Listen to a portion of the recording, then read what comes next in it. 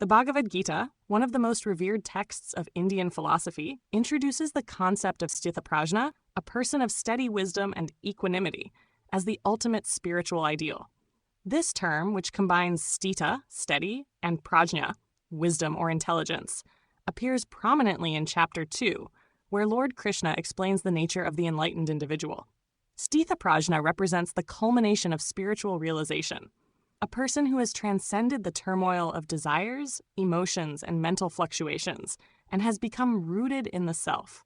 When Arjuna, disturbed by inner conflict on the battlefield of Kurukshetra, asks Krishna about the characteristics of such a spiritually steady person, how does he speak? How does he sit? How does he walk?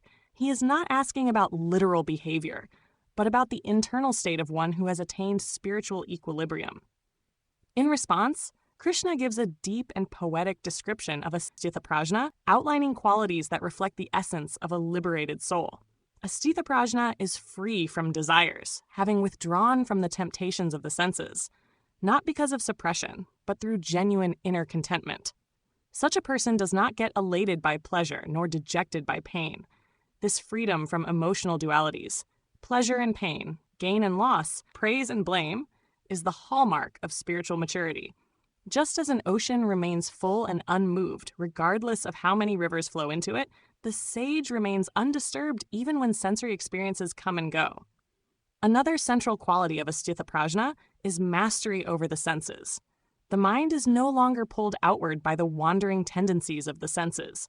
Like a tortoise withdrawing its limbs, the sage turns inward, withdrawing the senses from external distractions and resting in the self. Such withdrawal is not due to fear or denial, but arises from the higher joy of inner realization. Moreover, a Stithaprajna is one who has transcended the ego. They no longer identify with the body, emotions, or mind. There is no I or mine attached to their actions.